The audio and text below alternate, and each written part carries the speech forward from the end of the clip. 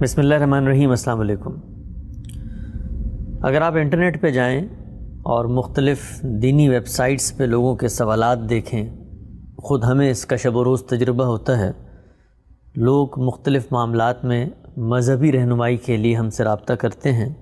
تو ان میں سب سے زیادہ مسائل خاندان اور میاں بیوی کے رشتے سے متعلق ہوتے ہیں۔ شوہر غصے میں طلاق دے بیٹھا ہے، میاں اور بیوی کے درمیان یہ تنازع ہے کہ وہ نوکری کر سکتی ہے کہ نہیں کر سکتی، میاں اور بیوی کیا والدین کے ساتھ جوائنٹ فیملی سسٹم میں رہیں، بیوی الگ گھر کا مطالبہ کر رہی ہے، بچوں کی پیدائش کے بارے میں اختلاف رائے واقع ہو چکا ہے، میاں بیرون ملک جا کے تعلیم حاصل کرنا چاہتا ہے، بیوی اپنے ملک پر اپنے والدین کو چھوڑنا نہیں چاہتی۔ اس طرح کے 20 مسائل ہیں جو شب و روز نوجوان مسلم میرڈ کپلز کی جانب سے موصول ہوتے ہیں، اور یہی وہ مسائل اور تنازعات ہیں جس کی وجہ سے بالآخر خاندان کا ادارہ تباہی اور بربادی کی طرف جا رہا ہے۔ میرا نوجوانوں کے ساتھ انٹریکشن رہتا ہے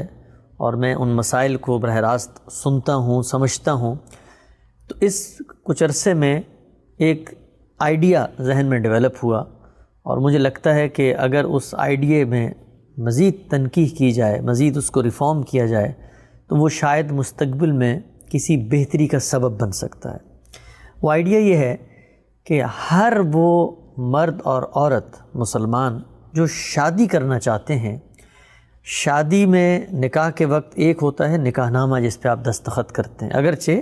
اس میں بھی ایک خانہ ہوتا ہے جس میں پہلے سے ہی لکیریں پھیر دی جاتی ہیں کہ کوئی شرائط، کوئی کنڈیشنز، کوئی آبلیگیشنز، کوئی کمپلسری ڈیوٹیز آپ عائد کرنا چاہ رہے ہیں تو اس میں لکھ دیں، لیکن ہمارے ہاں وہ اس پہ لکیر پھیر دی جاتی ہے، اس لیے کہ محسوس یہ ہوتا ہے کہ اس موقع پر اگر آپ کسی چیز کی ڈیمانڈ کریں گے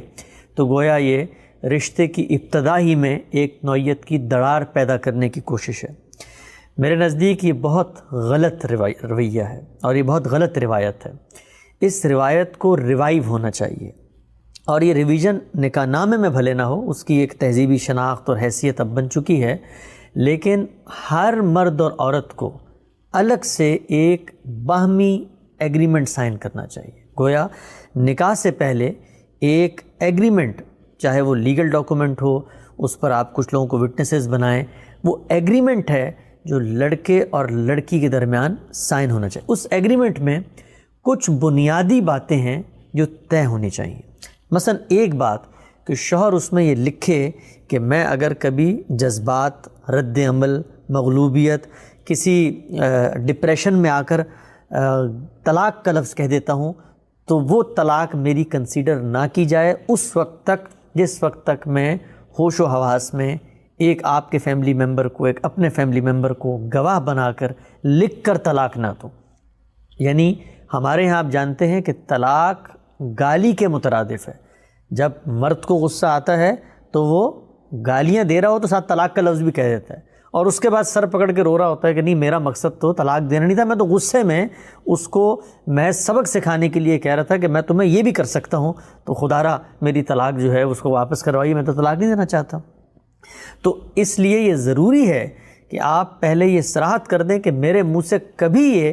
فضول لفظ اگر نکلتا ہے تو اس کو میں یہ کہہ رہا ہوں، میرا بیان یہ ہے، اس وقت تک کنسیڈر نہ کیا جائے جس وقت تک میں نارمل حالات، نارمل رویے میں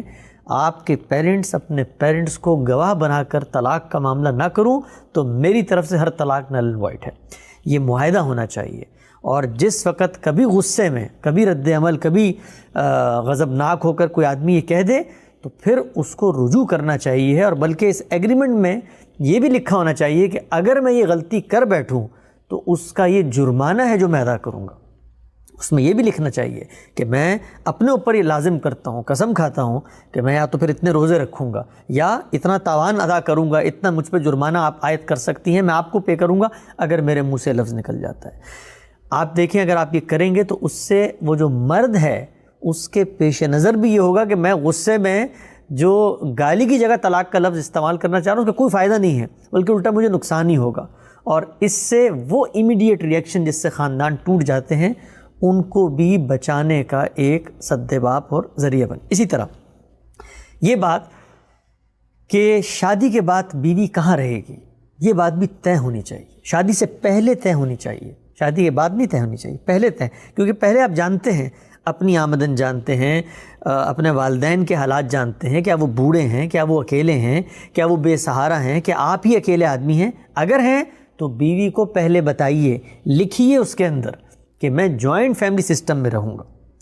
یہ بات کہ حالات ہمیشہ ایک سے نہیں رہتے، تو یہ استثناءات ہر جگہ ہوتے ہیں، لیکن ایک اوور آل اورینٹیشن شادی سے پہلے کیا تھی، اس کو واضح ہونا چاہیے۔ یہ بات ٹھیک ہے کہ آپ پہلے ہو سکتا ہے علیحدہ گھر میں رہتے ہوں، لیکن حالات ایسے پیدا ہو جائیں کہ بیوی کو لے جانا پڑے، تو اس وقت پھر آپ گفتگو کریں گے، کنونس کریں گے کہ ٹھیک ہے، میں نے آپ سے معاہدہ تو یہی کیا تھا، اب آپ کے پاس اختیار ہے، آپ میرا ساتھ دینا چاہیں تو بڑی اچھی بات ہے۔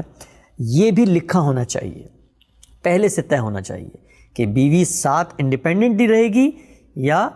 ان لاس کے ساتھ رہے گی۔ اسی طریقے سے تیسری چیز یہ بھی طے ہونا چاہیے ہے کہ بچے کی پیدائش کی پلاننگ دونوں باہمی مشاورت سے کریں گے، اور اس کے لیے دونوں کی لائف اورینٹیشن کیا ہے۔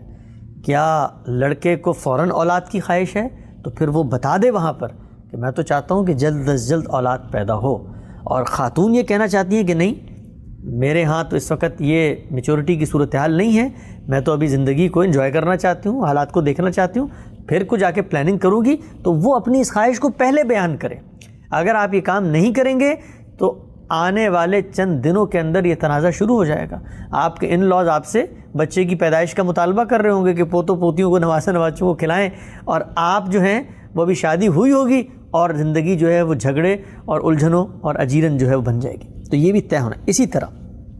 خاتون اور مرد یہ طے کریں ان کی over all educational social back ground کیا ہے،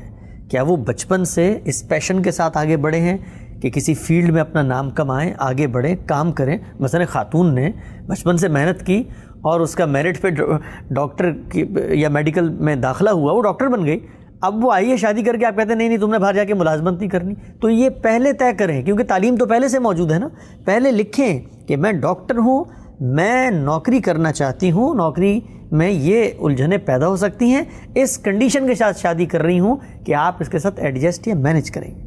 تو یہ میں نے بہت ہی مختصر چند چیزیں بتائی ہیں۔ ہر آدمی اپنے حالات سے، اپنے پس منظر کے لحاظ سے، اپنی معیشت کے لحاظ سے اس طرح کی کنڈیشنز کو میوچولی ایک دوسرے سے شیئر کر سکتا ہے، اور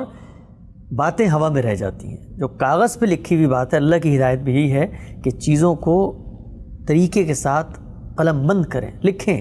کیونکہ جس موقع پہ کانفلکٹ پیدا ہوتا ہے اس موقع پہ انڈرسٹینڈنگ، اس موقع پہ باہمی رعایت، وہ سب ہوا ہو جاتی ہے، اس موقع پہ کاغذ ہی بولتا ہے۔ تو خواتین کو میں بالخصوص یہ کہوں گا، کیونکہ مردوں کے پاس تو پھر یہ اختیار ہے، اس کو پھینکا تو وہاں چلے گئے، لیکن یہ اگر بچہ پیدا کر چکی ہے اور پھر کوئی کانفلکٹ ہو گیا تو یہ کہاں جائے گی؟ تو اس کے پاس یہ اختیار ہو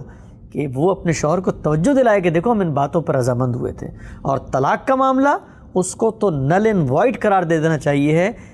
مردوں کی جانب سے کہ اس وقت تک طلاق ہماری جانب سے کنسیڈر نہ ہو، اگرچہ ہم روز بولتے رہیں اور ہم غصے میں اور نشے میں اور غلبے میں اور رد عمل میں اور کسی بھی ڈپریشن میں کہہ دیں کوئی طلاق نہیں ہوگی۔ طلاق اس وقت واقع ہوگی کہ جب میں آپ کے والد صاحب اور اپنے والد صاحب کو گواہ بنا کر یہ کہوں گا کہ میں طلاق دے رہا ہوں، تو پھر طلاق ہوگی۔ یہ بات ہم سب جانتے ہیں کہ خاندانی زندگی ایک دوسرے کی رفاقت، محبت، الفت، تحاد و تحابب کے رشتے، اعتماد، سہارا دینے سے بنتا ہے۔